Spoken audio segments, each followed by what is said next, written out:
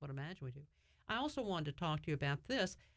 I know Central City was one of the hardest hit places for one reason, not in the same way that perhaps the Lower Ninth Ward and St. Bernard were hit, but it seemed to me that after the hurricane, Central City seemed to be pretty well cleared out, and I had hoped that perhaps there would be a way to kind of repopulate it. Is this one of your goals too? Yes, and I think if you look at the demand that's happening at Harmony Oaks, there is demand for the location, for the neighborhood, for the space. We are seeing residents come back, but there's an interesting dynamic that's happening. So when the storm hit, Central City had 16% home ownership. Oh, yeah. Which means most of the properties were rental properties, and often rental properties by landlords who lived and property owners who lived outside of the neighborhood, and in some cases outside of the city. Though we have seen residents return, we are starting to see residents choose the higher quality rental spaces, meaning choose Harmony Oaks, choose the Muses, choose other options besides the fairly substandard rentals that were previously all that was available to low-income families in the neighborhood. NONDC is working very intensely from our property condition survey, advocacy with residents, our acquisition of formerly blighted structures and, frankly, overgrown lots, to our new construction of for-sale homes. We're working very intensely to fill the neighborhood with beautiful, high-quality new homes, and in some cases rehab existing structures back to the beauty that they had previously. Now, we pair that extremely high quality with subsidies should a family need it. So we list, most of our houses list around 165. We have subsidy of up to $85,000 based on the income of the family. So we can write the price of the house down over half. So a low-income family buying in is getting 85, if I count right, 85,000. They're getting a first mortgage of 80,000, and they're getting 85,000 in value, right, in that home. So they immediately build family wealth when they buy one of our new homes. Tell me how this works. Obviously, many of these people, I'm sure, are first-time home owners and perhaps might feel a little uncertain. Do you have a facility to sort of walk them through it and give them the vital information they have to know up front, so we're not having another real estate bubble in the next few years where people have bought more house than perhaps they can afford, or something that they're not able to deal with? Yes, that's absolutely what we do. So we bring a family into our program. We work with them on getting them credit ready, so repairing their credit. We ensure that they have the resources to do the down payment and hopefully some reserve resources in addition. And then we insist through our partner, which currently is ASI Credit Union, we work with them to get them homebuyer training and financial fitness classes. So by the time we go to the closing table, that resident has done a tremendous amount of preparation of their personal finances, of their credit, and of training on how to be a homeowner in order to buy the house.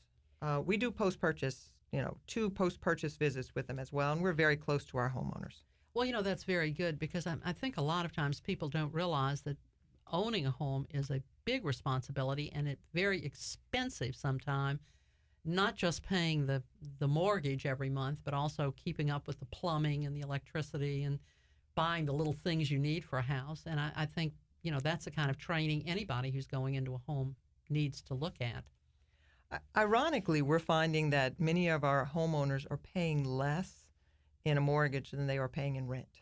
So our rental rates have gone up so much that it is often a tremendously better opportunity for someone to buy a house, pay less monthly, and get the value of that home, both in the equity up front and the equity over time as the neighborhood becomes more vibrant.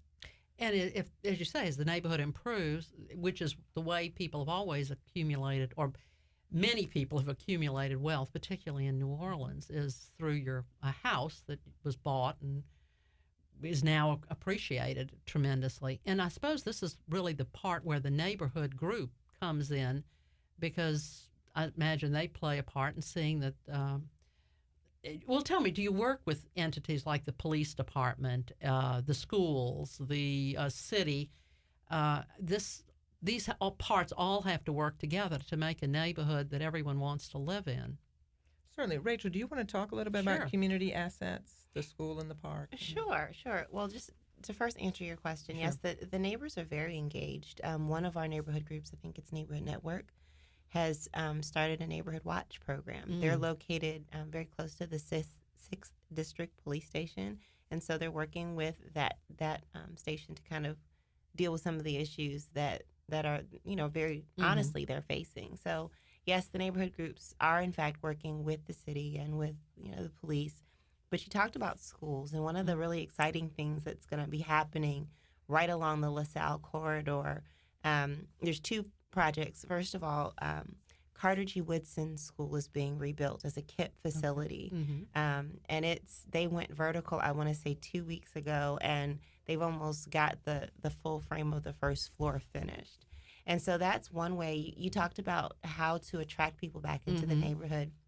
Quality schools, a lot of times, especially with families, that's the first thing they're going to be looking for. Absolutely. And so one of the things we as an organization do is we work to advocate for specific community assets that will, in fact, make the neighborhood better overall. So there's the Woodson School, which from my understanding, and I'm new, we advocated very heavily to have that school locate where it is.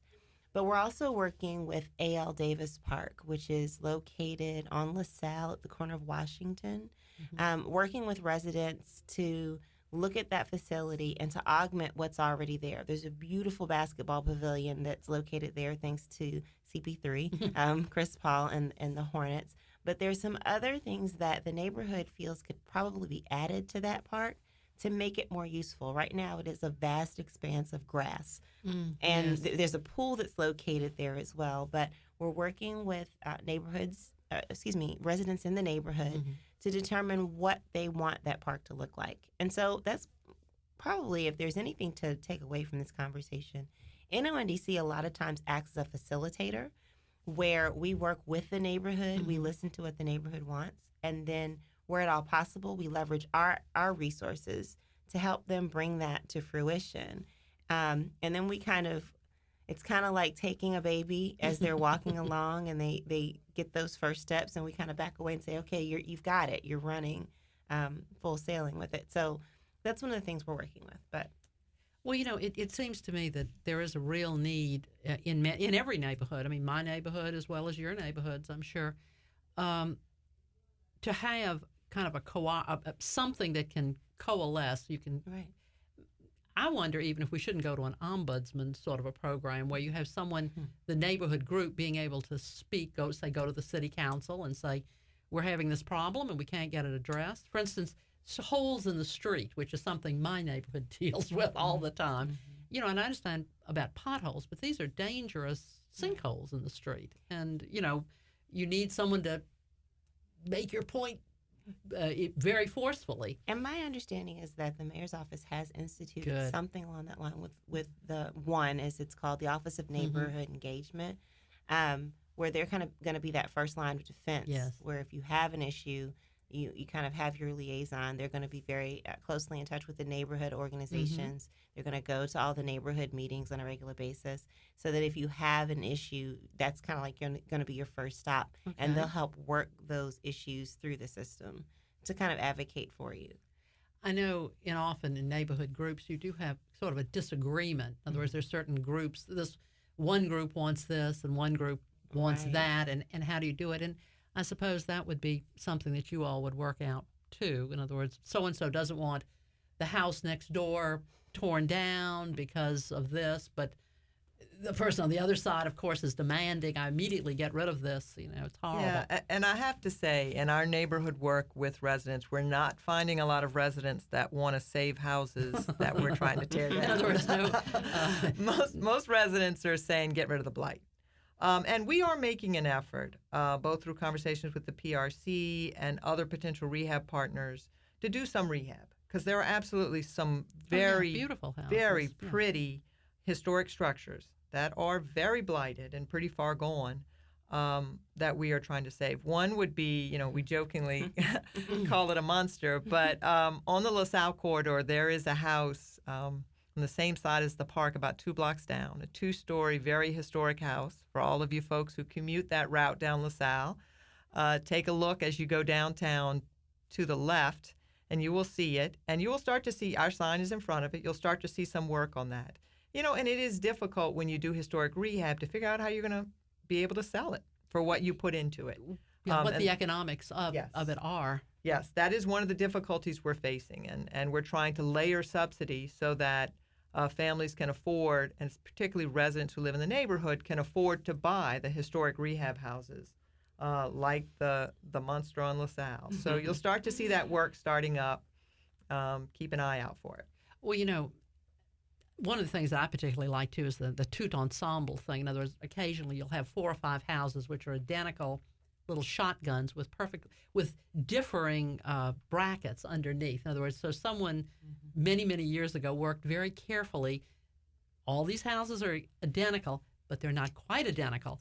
And those, I think, are so perfect. And I hate to see them because so many of those have been thrown away. So it's interesting you should bring that up, because we just partnered at the very end of a project on Toledano going off LaSalle, going toward the river off LaSalle, on a row of houses that Jamie Neville has been the lead developer on. And he was able to do it through a low-income housing tax credit deal. So what we find is those smaller rows of houses are usually not suitable for home ownership. They're hard to sell at the end of the day. Yes. So we found that they really work better as a rental project, and you can really bring extremely high-quality rehab and have them as very nice rental properties and be able to save some of the structures. That's, going forward with our partnership with Jamie Neville, we're hoping to do more of those on properties that are much like that are rows of properties that are really too small for home ownership and for family living.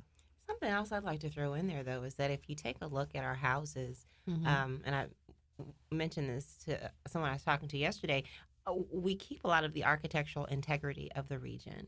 And so our construction manager works very closely with the architect and with the builder. And so you'll see classic New Orleans traits. We've got a camelback. I just learned that term. And so, we've got something, I don't know if we call it a Greek revival, but it's got the balcony look to it. Would be Greek revival. We look at the doors, everything. We take very good care to maintain the integrity of the area so that it does look truly New Orleanian. There's nothing worse than a developer coming in saying, I'm going to do good, and wiping away so much of what makes the area unique.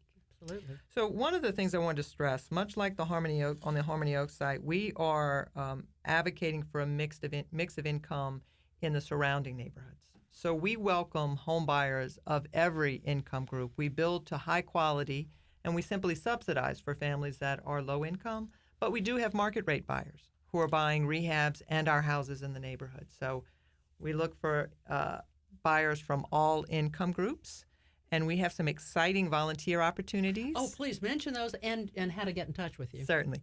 We have a community garden project that's starting up at Josephine and Magnolia.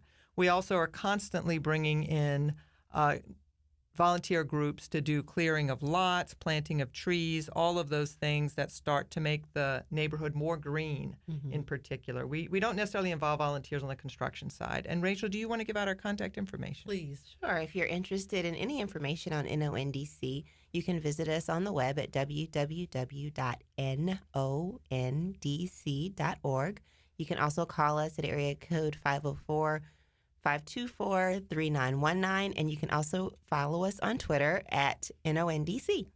Well, listen, thank you all so much. I'm sorry we've run out of time. We could just go on and on with this, but it sounds so wonderful. If there are any questions, you can also call the station, 899-1144, and we'll play, or you can listen to it twice on Sunday, 7:30 in the morning and 8 o'clock at night. This has been Public Affairs on WRBH. I'm Lynn Koppel, and I thank you for listening. Listen to us every week and learn. I hope we'll all learn something new. I certainly did, and I thank you all for coming and informing me what you're doing. Now I know more than I did 20 minutes ago.